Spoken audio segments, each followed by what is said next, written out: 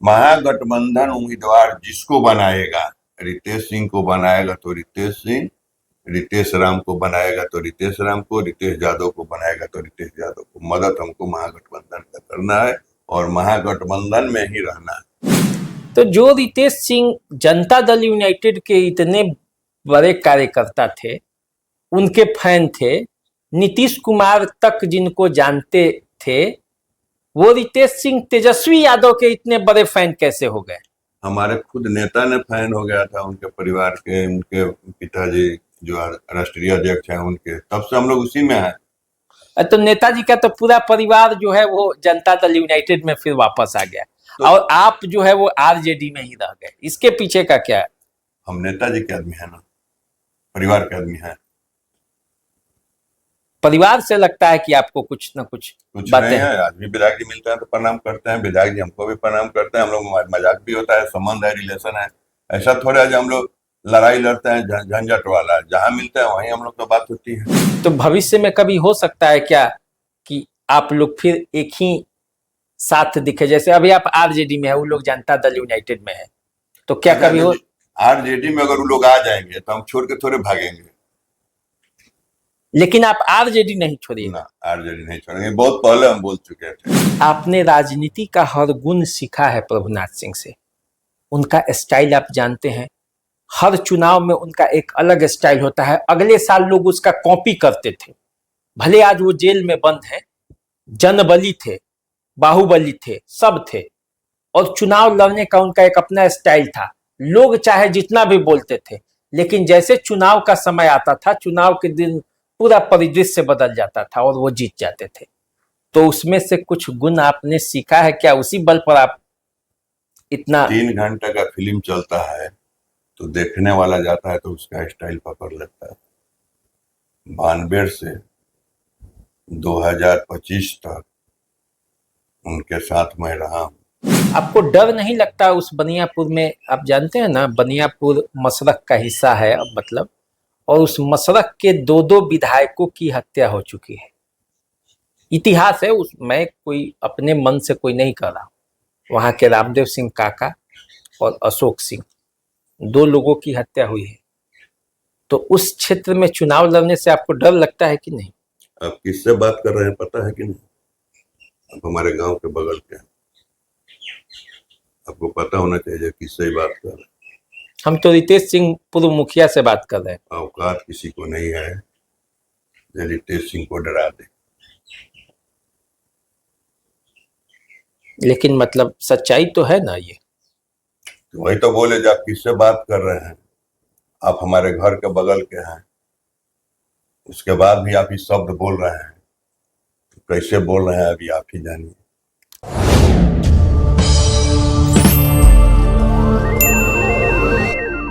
नमस्कार, द देसी अड्डा पर आपका स्वागत है। मैं हूं राकेश तिवारी।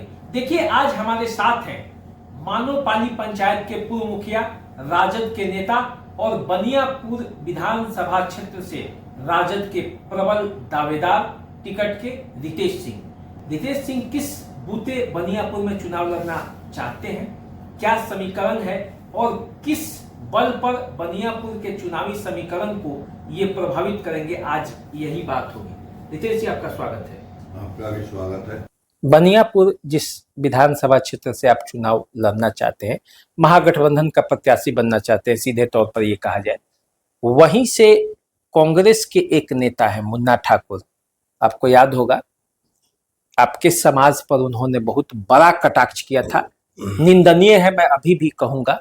वैसा किसी को बोलना नहीं चाहिए किसी भी समाज के प्रति, क्योंकि सबके समाज में कुछ न कुछ बातें होती हैं और हमारे पुरखे पूर्वज सब है, क्योंकि मनुष्य एक जाति है देखा जाए तो पूरी तरीके से। वो टिकट के दावेदार है और कहते हैं कि हम ही हराएंगे उस परिवार को, और एक दावेदार आप है। तो पहले तो आपके अंदर ही लड़ाई है, कैसे निपटेंगे? न उनसे हमको लड़ाई है, न हमको उनसे लड़ाई है। पार्टी अगर उनको सिंबल दिया तो वो लड़ेंगे, हमको दिया तो हम लड़ेंगे, अन्यथा और किसी को दिया तो वो लड़ेंगे। इसमें लड़ाई कैंडिडेट में कहाँ है? पार्टी सर्वोपरि है, पार्टी जिसको लड़ाएगी वो लड़ेगा। तो बनियापुर से क्या लग रहा है, किस पार्टी को इस बार चुनाव में टिकट मिलेगा? सिटिंग सीट तो आरजेडी का है, वहां से 4-4 6-6 बार जो भी आरजेडी में ही रहे हैं वही। पहले तो बनियापुर में आदरणीय धूमल बाबू थे, उसी कट के चला गया, अब वो मसरख आ गया इसमें। मसरख है जो इसमें का जो छह पंचायत था वो पहले मसरख में था बनियापुर का, अब सब बनियापुर एक हो गया है। तो जब से ही बना है तब से तो आरजेडी के ही कब्जा में है, इसलिए सीट आरजेडी के कब्जा में ही रहना चाहिए। कहीं ऐसा तो नहीं ना कि प्रभुनाथ सिंह के इशारे पर ही आप आरजेडी में शामिल हो गए हों और टिकट लेकर चुनाव लड़ रहे हों और डमी कैंडिडेट बन जाए? हम लोग जिस दिन आरजेडी में ज्वाइन किए थे, तो हमारे नेता जिस दिन ज्वाइन किए थे, आपको पता है, छपरा स्टेडियम में, राजेंद्र स्टेडियम में, उस दिन से वो भी अभी आरजेडी में ही है, हम भी आरजेडी में ही। कैसे आपको लगता है जब हमको डमी कैंडिडेट बने? वो लोग तो पुराने आरजेडी आए, और बनियापुर विधानसभा में हमसे पुराना आरजेडी का कोई नहीं है। और जिस दिन से हम आरजेडी में हैं, आज तक आरजेडी में ही। तारकेश्वर सिंह का तो कहना ये होता है कि सबसे पीड़ित वही है क्योंकि उन्होंने भाई खोया है। चांदनी देवी का कहना होता है कि सबसे पीड़ित वो है, उन्होंने पति खोया है। तो आरजेडी या महागठबंधन के एक तरफ के टिकट पर उनकी दावेदारी है। ऐसे में रितेश सिंह कैसे अपने आप को फिट कर लेंगे? हमको किसी व्यक्तिगत व्यक्ति से लड़ाई नहीं है। हमको पार्टी अगर कहेगी, हम तो बार बार आपको बोल रहे हैं, पार्टी अगर चाहेगी जो सक्षम व्यक्ति है तो देगा टिकट, नहीं चाहेगा तो दूसरे को देगा। इस पर हमारा कोई जित नहीं, पार्टी के ऊपर हम है। तो आरजेडी जिसको टिकट देगा आप उसको मदद कीजिएगा? 100% उसी को मदद करेंगे। निर्दलीय नहीं ना लड़िएगा? ना, सवाल ही नहीं होता है। महागठबंधन उम्मीदवार जिसको बनाएगा, रितेश सिंह को बनाएगा तो रितेश सिंह, रितेश राम को बनाएगा तो रितेश राम को, रितेश यादव को बनाएगा तो रितेश यादव को। मदद हमको महागठबंधन का करना है और महागठबंधन में ही रहना है। तो जो रितेश सिंह जनता दल यूनाइटेड के इतने बड़े कार्यकर्ता थे, उनके फैन थे, नीतीश कुमार तक जिनको जानते थे, वो रितेश सिंह तेजस्वी यादव के इतने बड़े फैन कैसे हो गए? हमारे खुद नेता ने फैन हो गया था उनके परिवार के, उनके पिताजी जो राष्ट्रीय अध्यक्ष हैं उनके, तब से हम लोग उसी में हैं। तो नेताजी का तो पूरा परिवार जो है वो जनता दल यूनाइटेड में फिर वापस आ गया, तो और आप जो है वो आरजेडी में ही रह गए। इसके पीछे का क्या है? हम नेताजी के आदमी है ना, परिवार के आदमी है। परिवार से लगता है कि आपको कुछ न कुछ बातें नहीं है। आज भी विधायक जी मिलते हैं तो प्रणाम करते हैं, विधायक जी हमको भी प्रणाम करते हैं। हम लोग मजाक भी होता है, संबंध है, रिलेशन है। ऐसा थोड़ा है हम लोग लड़ाई लड़ते हैं झंझट वाला, जहाँ मिलते हैं वहीं हम लोग तो बात होती है। मतलब परिवार से तब किससे है? मान लीजिए किसी से नहीं है, परिवार से। कभी सुने हैं क्या वो लोग बोले हैं क्या आपसे जो हम लोग से उनको झंझट है? नहीं, मुझसे तो नहीं बोले, लेकिन आप हर नहीं बोले होंगे। नहीं बोलते ही नहीं है ये बात। वो हम भी नहीं बोलते हैं, कहाँ लड़ाई है? जो भी मिलता है, रणधीर जी भी मिलते हैं, कहीं कहीं न्योता में सुधीर भी मिलता है, विधायक जी भी मिलते हैं, विधायक जी का बेटा भी मिलता है, तो सब हम लोग बैठ के एक ही जगह बात करते हैं। कहाँ कभी ऐसा हुआ है जो हम लोग कहीं आपको लगा होगा जब मुंह फेर के वो चला गया चाहे हम चले गए? ऐसा कहीं नहीं होता है। तो भविष्य में कभी हो सकता है क्या कि आप लोग फिर एक ही साथ दिखे? जैसे अभी आप आरजेडी में है, वो लोग जनता दल यूनाइटेड में है, तो क्या कभी हो? आरजेडी में अगर वो लोग आ जाएंगे तो हम छोड़ के थोड़े भागेंगे। लेकिन आप आरजेडी नहीं छोड़िए ना, आरजेडी नहीं छोड़ेंगे। बहुत पहले हम बोल चुके थे। हमने खुद तेजस्वी जी का जो पहला चुनाव लड़ने गए थे, प्रत्यक्ष रूप से धीरज सिंह ईश्वरपुर वाला और उनकी पत्नी हम लोग के साथ, हम लोग तीनों आदमी गए थे। उनका लालू जी बोले चलो आज उद्घाटन करेंगे आज भाषण से, तो हम तीनों आदमी गए थे उनके भाषण सुनने के लिए जो तेरसिया में हुआ था। खुद लालू जी हम लोग को बोले थे चलो भाषण सुनने शुरुआत करेंगे। वहीं हमको बोले तेजस्वी जी के साथ तुम वहां लग जाओ राघोपुर में। हम लोग तीनों आदमी जाकर प्रचार किए थे। प्रियंका जी भी की थी, धीरज जी भी किए थे, हम लोग तीनों आदमी थे। पूछिएगा कभी धीरज। मतलब तेजस्वी यादव का इतना प्रभाव अब आपके ऊपर है कि किसी का रंग का असर नहीं चलता है? नया युग में और जितने 18 से 35 लोग हैं सब तेजस्वी के फैन हैं। तो भूरा बाल साफ करो कह रहे हैं उनके पार्टी के लोग कह रहे हैं, और उसी में आप आते हैं। लालू जी लोकसभा में बोले थे, जब मेरे शब्द को कैसे काट के मीडिया वाले प्रचार किए। आपको एक न्यूज बता रहे हैं, इस देश के सर्व परिवार का। राहुल गांधी नहीं बोले थे जो आलू से सोना निकलेगा, मोदी जी बोले थे, और उसको ऐसा काट के चलाया है जो बोल रहा है, जो राहुल गांधी बोल रहा है जो आलू से सोना बनेगा। अभी बहुत वीडियो आप लोग देखे भी होंगे। तो यहाँ तो लोग वो भूरा बाल के मतलब क्या बोले थे क्या नहीं बोले, तो लोकसभा में जवाब दिए थे जो हमको ऐसा लोग अथी किया।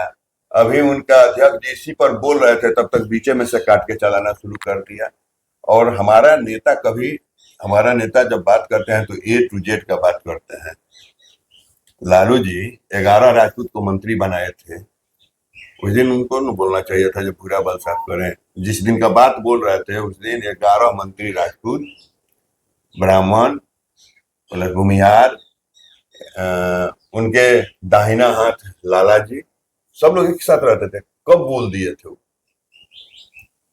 हम कोई शब्द बोले, आप उसको कटिंग करके ऐसा चला दीजिए, अगला को लगे ना ये तो हमारे खिलाफ बोला। अच्छा छोड़िए, अभी तो बात आप घोल मोल कर रहे हैं, वो हम समझ रहे हैं।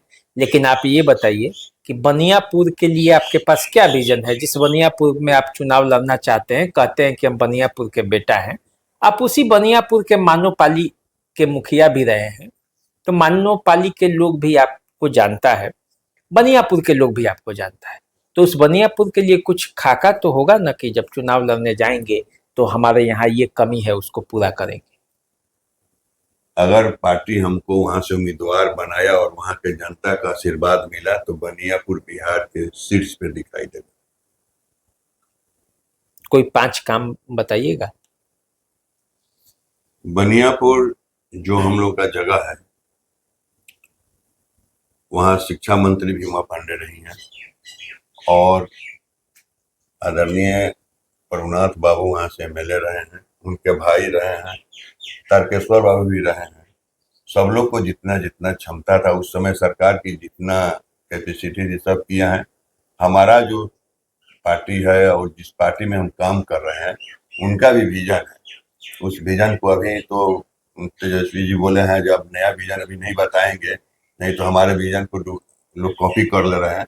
तो आपको हम लोग जब मैनिफेस्टो तैयार होगा तो हर क्षेत्र का, जहाँ पानी वाला क्षेत्र है वहाँ का अलग है, जहाँ ऊपरी सतह है वहाँ का अलग है, मध्य का जो है सब अलग है, सब आपको बताया जाएगा।